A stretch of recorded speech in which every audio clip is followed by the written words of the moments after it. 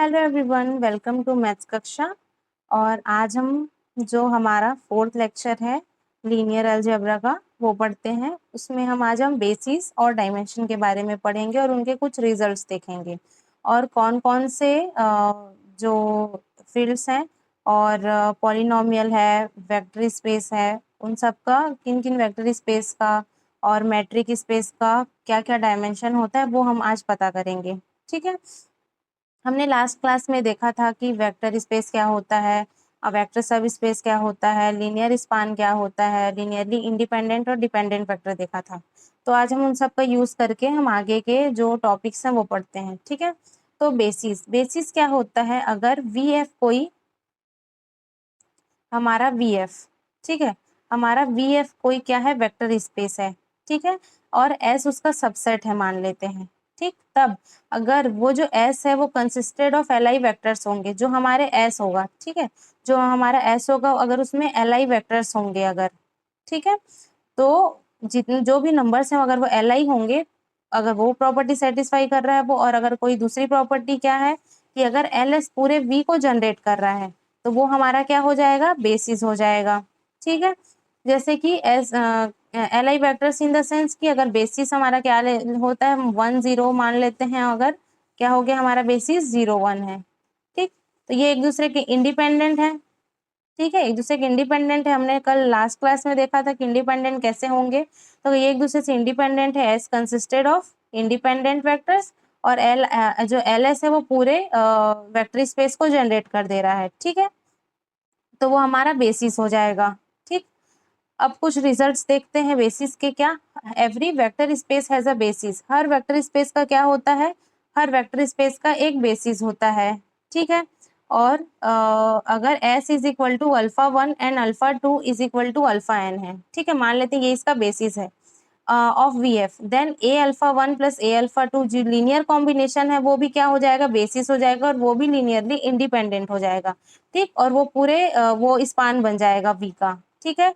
अगर S I and S1 and S2 क्या है, टू बेसिस हैं, तो उनकी कार्डिनलिटी भी क्या होगी, सेम होगी। नंबर मतलब जो वैल्यूज होंगे एलिमेंट्स के अंदर में वो अलग अलग हो सकते हैं, बट कार्डिनलिटी क्या होगी, दोनों की सेम होगी। They have a same cardinality. ठीक है। अब देखते हैं क्या, अगर वी एफ कोई वेक्टर स्पेस है और एस कोई सब स्पेस है, लीनियरली इंडिपेंडेंट सबसेट है वी का। ठीक, if V F is any vector space, अगर वी एफ कोई वेक्टर स्पेस है and S is any L I linearly independent subset of V, S is linearly independent subset of V. ठीक है, तब S is basis of V, या S उसका basis हो जाएगा, या S is a part of the basis. ठीक है।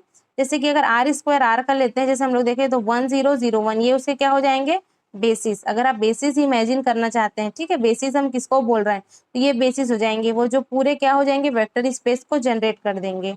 ठीक, अब देखते हैं डायमेंशन। ठीक है, डायमेंशन क्या होता है कि number of elements in basis is known as dimension, कितने नंबर ऑफ एलिमेंट्स उस बेसिस में है। ठीक है, जैसे कि अभी हमने क्या देखा, ये हमने देखा इसमें कितने नंबर ऑफ एलिमेंट्स थे, ये एक, ये दो, तो दो दो एलिमेंट्स हो गए, तो ये क्या हो गए, नंबर ऑफ बेसिस कितने हो जाएंगे, 2। ये किससे डिनोट किया जाता है, क्योंकि ये कार्डिनलिटी बताता है, तो कार्डिनलिटी ऑफ एस। ठीक है, मतलब बेसिस का जो कार्डिनलिटी है उसको हम डायमेंशन बोलते हैं।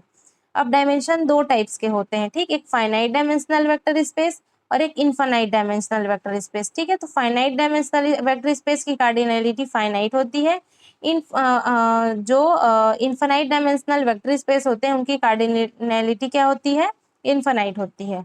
अब हम देखते हैं क्या, एक इम्पोर्टेंट नोट है ये देख, ये याद रखना। ठीक है, कि अगर V F be finite dimensional vector space, अगर वी एफ क्या हमारा कोई फाइनाइट डायमेंशनल वेक्टर स्पेस है, देन दे आर इक्विवेलेंट, तो वो क्या होते हैं, इक्विवेलेंट होते हैं इन सब के। अगर हम लोग बोलते हैं वी एफ कोई फाइनाइट डायमेंशनल वेक्टर स्पेस, इसका मतलब वो एक तीन properties as it is satisfy करते हैं वो। ठीक है ना, इक्विवेलेंट है इसका मतलब कि अगर बी बेसिस है वी एफ का, तो B largest linearly independent set होगा उस वेक्टर स्पेस का, और बी एक मिनिमल जनरेटिंग सेट भी हो जाएगा। ठीक, कि सबसे छोटा जनरेटिंग सेट होगा।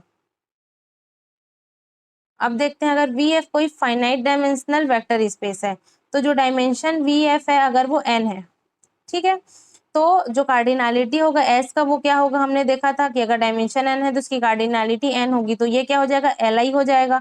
हमने देखा था क्या प्रॉपर्टी, अगर कोई V F finite dimensional vector space है तो बी एफ उसका बेसिस होगा, तो बी क्या होगा, लार्जेस्ट, ये एल आई हो गया, एल आई सेट हो गया, और एस इज बेसिस हो गया।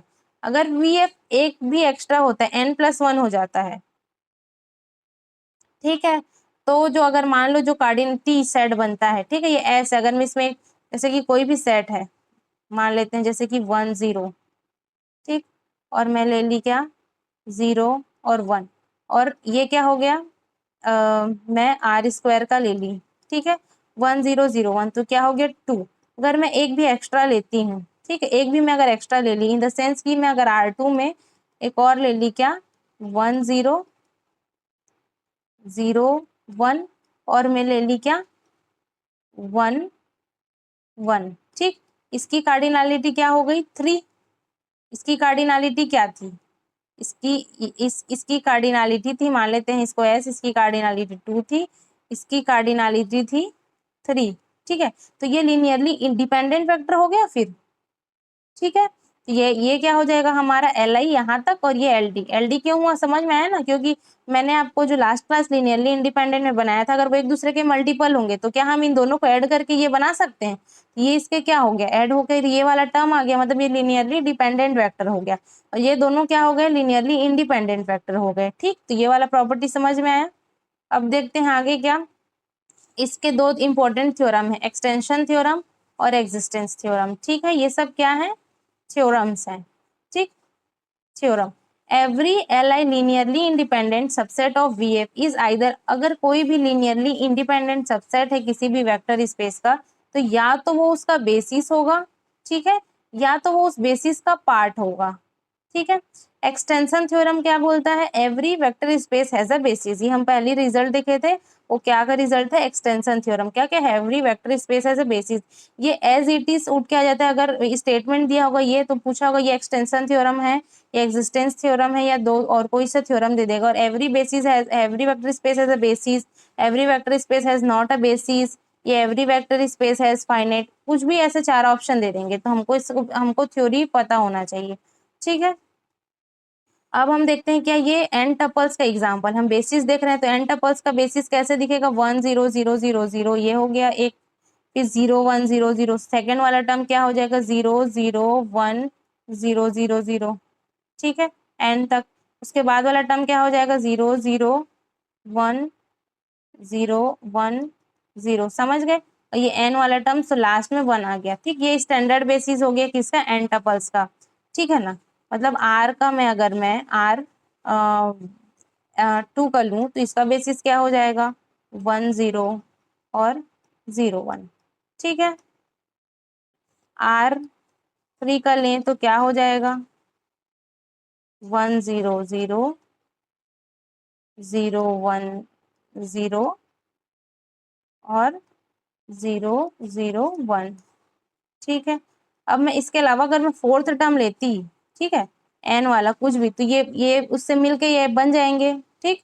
अब R4 का अगर हो गया तो ये क्या हो जाएगा, 1 0 0 0, फिर हो जाएगा 0 1 0 0, फिर क्या हो जाएगा 0 0 0 1, ठीक है। उसके बाद क्या हो जाएगा, सॉरी यहाँ 1 और 0 0 0 0 और 1, समझ गए, ऐसे ही ये एन टपल्स का है, ठीक।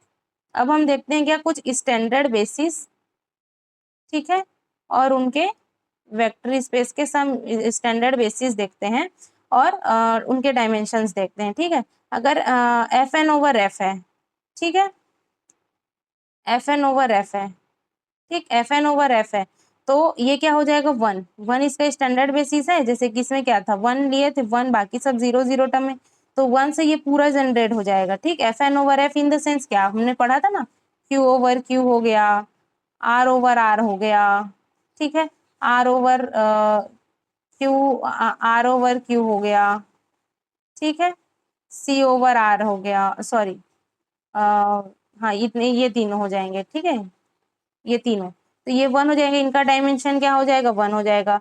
सी ओवर आर है तो 1 और 2 दो एलिमेंट इनसे पूरा जनरेट हो जाएगा, तो ये 2 हो गया। आर ओवर क्यू या सी ओवर क्यू, ठीक है। अगर सी एन ओवर क्यू ले लेंगे, आर एन ओवर क्यू, तो ये क्या हो जाएगा infinity. F N over F, मतलब ये जो हम लोग एन टपल लिए थे, यहाँ 2 आ गया, 3 आ गया, तो जो भी यहाँ पर एन आएगा वही यहाँ पर क्या हो जाएगा, उसका डायमेंशन हो जाएगा। और क्या है, सी एन ओवर आर, तो देखो C N over are 2n क्यों होगा, क्योंकि इसमें आयोटा वाले टर्म्स भी आ जाएंगे, ठीक है ना, ये वाले टर्म्स तो आएंगे ही सारे, ठीक है, सारे टर्म्स तो आएंगे ही। और क्या आ जाएगा, ये वाला सी एन ओवर आर वाले टर्म्स भी आ जाएंगे, ठीक, तो 2n हो गया। एम जो मैट्रिक स्पेस है, ठीक है, किसी भी फील्ड में, अगर फील्ड में मतलब क्या आ जाएगा, क्यू आर सी, ठीक है, यहाँ पर क्यू आ सकता है, आर आ सकता है, सी आ सकता है।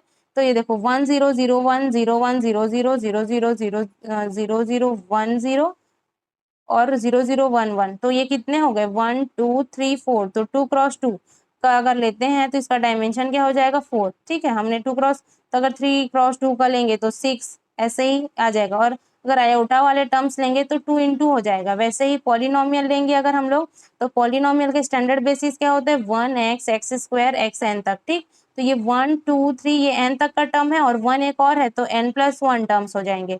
और अगर एफ एन ओवर सी या आर में लेते, सी में लेते हैं, सी ओवर आर में, ठीक, तो ये क्या हो जाएगा, आयोटा वाले टर्म्स और आ जाएंगे, तो 2n+1 हो जाएगा। एफ एक्स ओवर एफ ले लिए अगर ये, ठीक है, तो 1x x² ये और डॉट n तक जाता है, तो ये इन्फिनिटी हो जाएगा, ठीक है। अब एक हम लोग नोट ले लेते हैं क्या, कि डायमेंशन के कुछ आएंगे, तो डायमेंशन वी एफ अगर n है, तो अगर उसकी मैं कार्डिनालिटी निकालूं, ठीक है, डायमेंशन एफ मैं अगर n ले ली, तो उसकी कार्डिनालिटी क्या हो जाएगी, जो फील्ड का पावर है n, ठीक है ना, वो उसकी कार्डिनालिटी है, जैसे यहाँ पर एफ एन का जो भी पावर होगा वो उसकी कार्डिनालिटी हो जाएगी, ठीक है।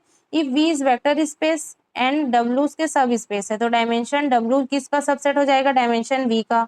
डायमेंशन डब्ल्यू अगर पूछा है, सब स्पेस का डायमेंशन पूछा है, अगर किसका डायमेंशन पूछा है, सब स्पेस का, अगर कोई भी एक सब स्पेस दिया हुआ है उसका डायमेंशन पूछेगा, तो क्या करेंगे, जो सेट का डायमेंशन है, डायमेंशन वी माइनस जो भी number of L I restrictions होंगे, ठीक, एल आई रिस्ट्रिक्शंस होंगे, वो क्या हो जाएंगे,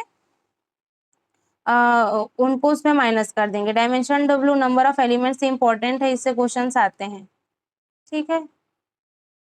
उसके बाद है डायमेंशन W1 प्लस W2, ठीक, W1 W2 हम लोग एडिशन वाला और आगे पढ़ेंगे, बाकी भी मैं आपको फॉर्मूला बता देती हूँ, dimension W1 plus dimension W2 minus dimension W1 intersection W2, ठीक है, ये यहाँ तक का हो गया, ठीक, बाकी हम आगे नेक्स्ट क्लास में देखते हैं।